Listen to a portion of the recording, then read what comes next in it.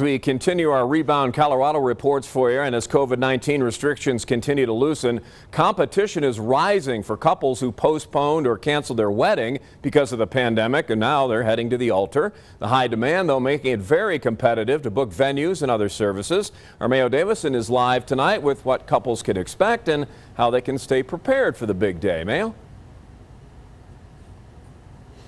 Yeah, right now I'm here in the beautiful Pinery at the Hill where wedding planners are seeing a lot of couples jumping the broom. But the demand is bringing limited availability when it comes to dates and services.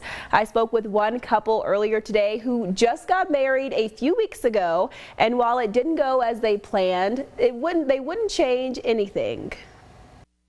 For Sonny and Estefania Gonzalez, it was a day they will never forget. We had it in my parents' backyard there in Pueblo, out on the mesa, and it was just phenomenal. Their journey to the altar began in 2017, but when it came for them to say "I do," the pandemic hit. And that's when everything just kind of went down the drain.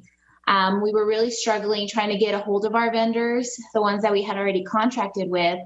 Because we already had deposits put down and everything. Throwing all of their plans up in the air and forcing them to cancel and reschedule their wedding multiple times. Our original date was for December 19, 2020. With the recent rollout of the vaccine, the couple got to work on planning their wedding yet again.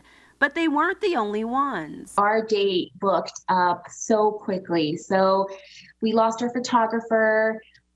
We lost our caterer, we lost a lot of, I think, really important things to us. With restrictions loosening, wedding venues like the Pinery at the Hill are seeing huge demand. For 2022, we're pretty high on our bookings, especially on Saturdays. And then I've even started booking in 2023. Despite the pandemic wedding rush, she says they're being accommodating with dates, but encourage flexibility when it comes to planning. Be flexible, be okay with the changes and the ups and downs, but also it's helpful to know what you want. Stick to the things that you love. Keep it real, have fun. And I know it's supposed to be a show and all that, but given the climate that we're in now, just do something for yourselves. The couple also recommends staying positive and not letting one thing dictate the path to your wedding. They also want to let couples know that you should look over any contracts that you have with any vendors or venues, especially if you think you may have any last-minute changes. Rob? Yeah, those contracts are key, but what are some of the other good tips that you heard about what couples need to know tonight?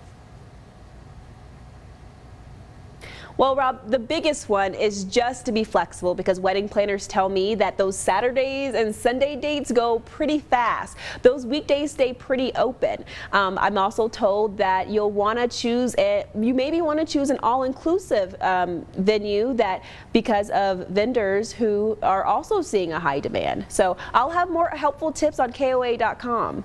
Always watching out for you, Colorado Springs. Mayo Davison, News 5. Mayo, good.